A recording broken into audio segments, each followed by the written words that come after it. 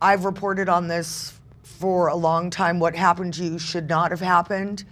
And I hope that those that abused you were prosecuted. To Tim Ballard, who actually is on a rescue mission of children in Brazil right now, he had talked to the president of Honduras and of Guatemala, and both had said in the year 2020, your government is stealing our children.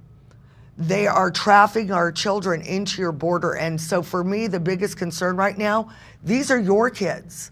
I want to find these children that have been raped. Talking to J.J. Carroll, he was the chief border patrol agent in San Diego sector.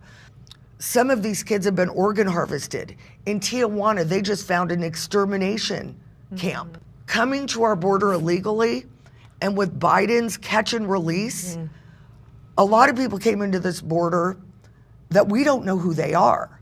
Jeff Rainforth reported at the border for 2 years. He found passports from Mauritania, one guy that was on the terrorist watch list, from Afghanistan. This isn't just Hispanic people crossing our border.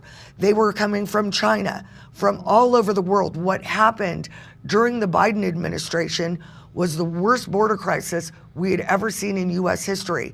And Donald Trump ended that. And now we've got a problem because we've got a lot of unvetted people here. So I'm not talking about your situation. What I'm talking about were these kids.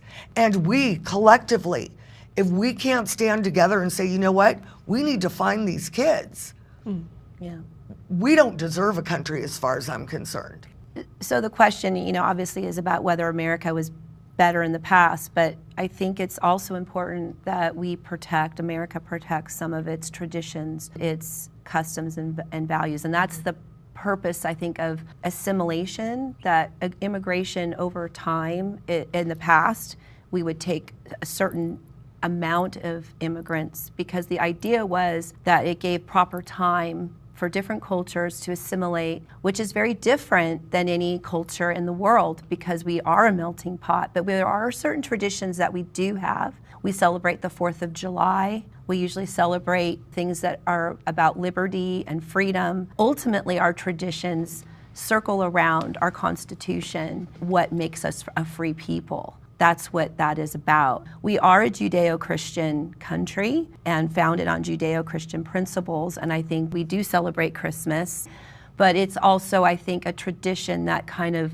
again, speaks to our founding and to our Constitution, that it says, we are found, we understand that God is part of creating this great country.